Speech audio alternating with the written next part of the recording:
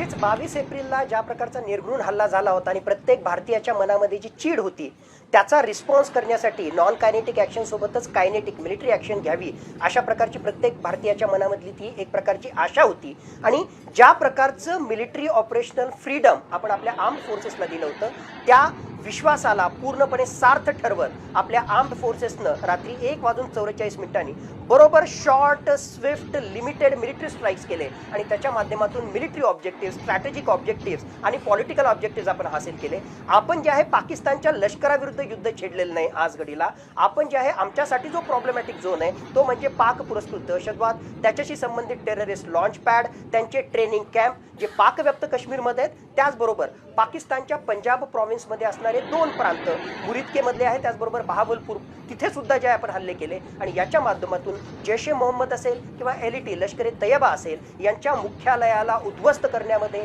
त्यांच्या दहशतवाद्यांचा खात्मा करण्यामध्ये आणि एकूणच त्यांच्या ज्या पायाभूत सुविधा आहेत या ट्रेनिंगशी संबंधित, दहशतवादाशी संबंधित त्याला उद्ध्वस्त करण्यामध्ये प्रोफेशनली आपल्याला यश मिळालेलं आहे.